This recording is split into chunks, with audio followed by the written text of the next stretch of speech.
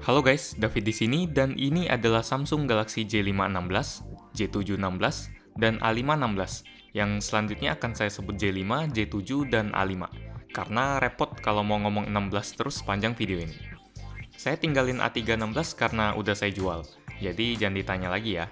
Di video part 1 dari 3 ini, saya akan membandingkan kualitas foto yang dihasilkan dari ketiga kamera kelas menengah Samsung ini.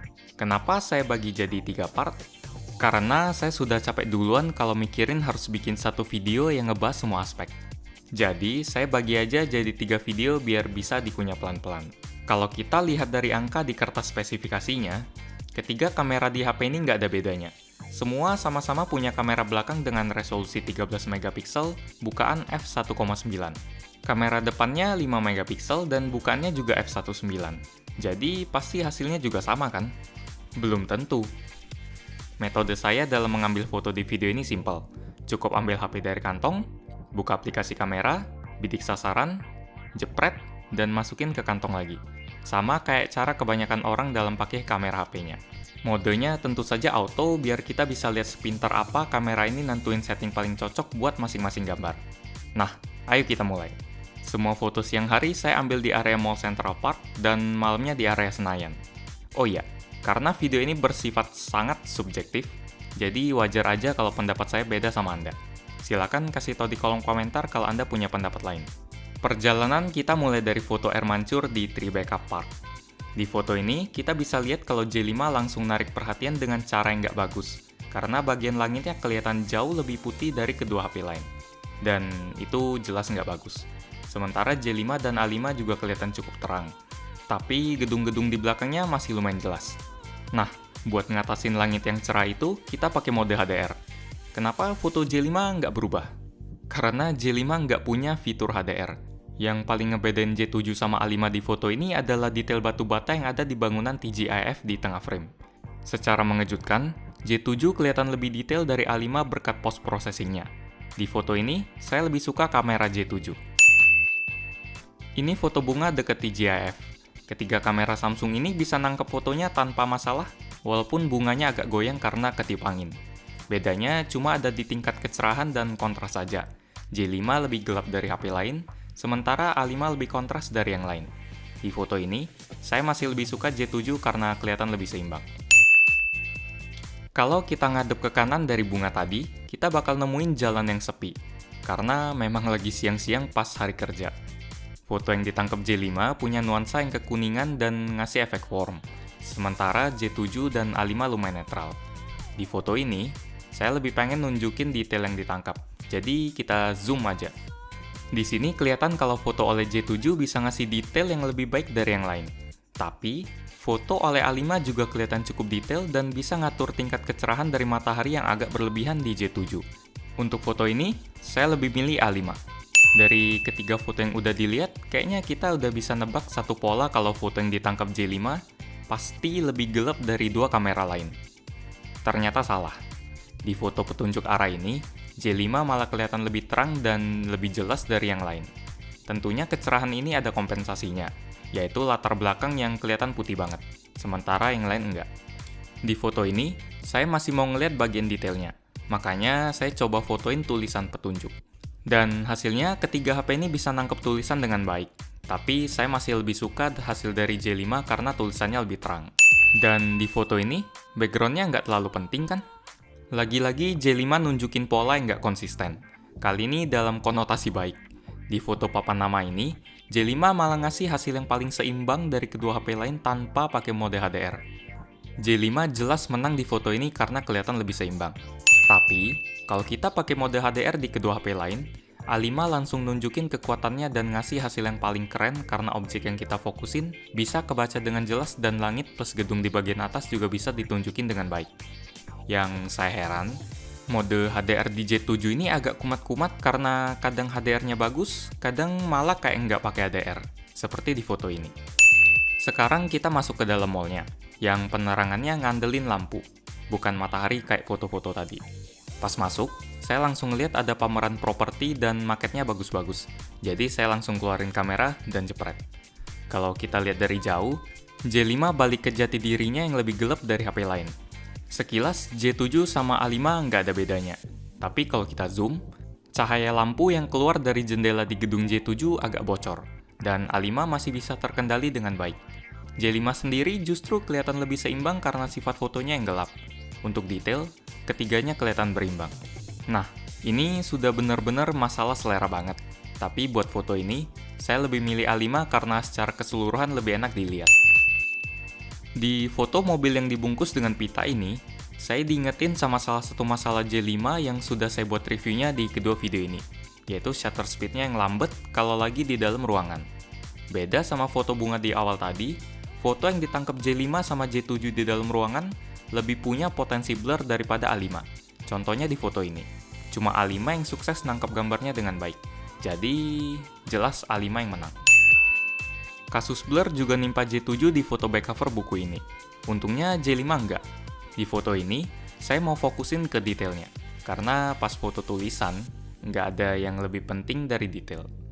Surprisingly, saya lebih suka sama foto J5 karena detailnya sedikit lebih baik dari A5. Dan kalau kita zoom ke label barcode-nya, perbedaannya tambah kerasa. J5 menang di foto ini. Belum keluar dari Gramedia.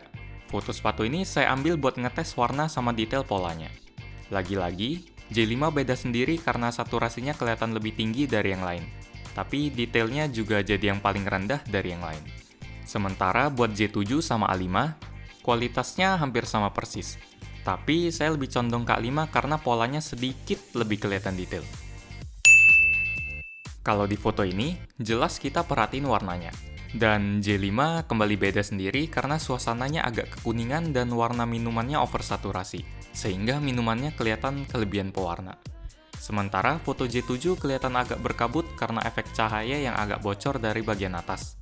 Untuk foto ini, saya jelas lebih suka sama A5. Di foto ini, kayaknya semua masalah ada di J5. Susah fokus, gambar nggak tajam, dan gelap. Foto ini juga nunjukin kalau J7 nerapin post-processing yang agak berlebihan, sehingga tulisannya malah kelewat tajam. Dan yang tajam-tajam atau kelewat tajam itu nggak selalu bagus. Di foto ini, saya juga jelas lebih suka sama A5 yang tajamnya nggak berlebihan.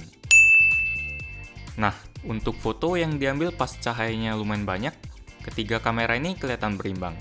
Sampai mungkin Anda mikir kalau A5 itu nggak ada apa-apanya.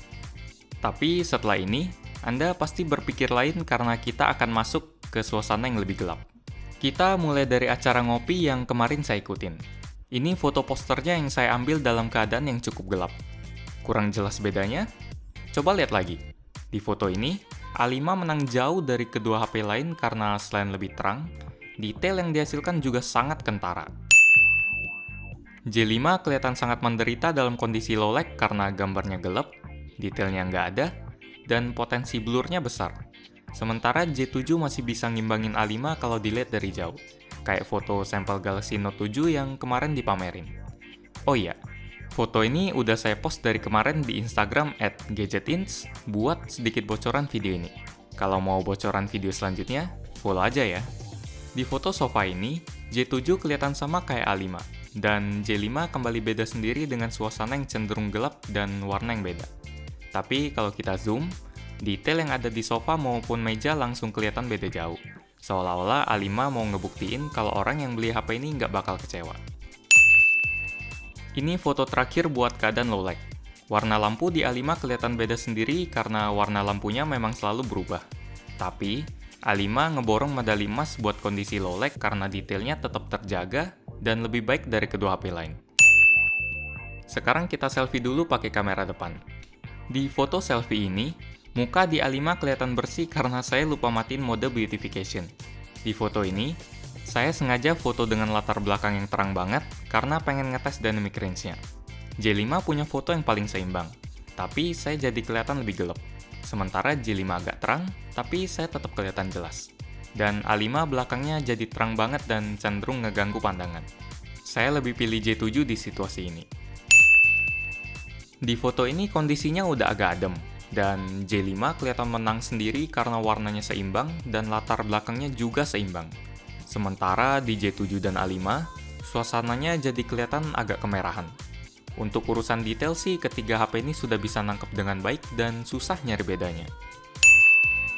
Di foto depan Van Walt ini, J5 kembali ngasih suasana gelap, tapi masih bisa nunjukin subjek dengan baik, sedangkan di foto J7 dan A5, kondisinya lumayan mirip, tapi tone warna kulit saya di J7 kelihatan lebih bener daripada A5 yang kelihatan lebih pucat.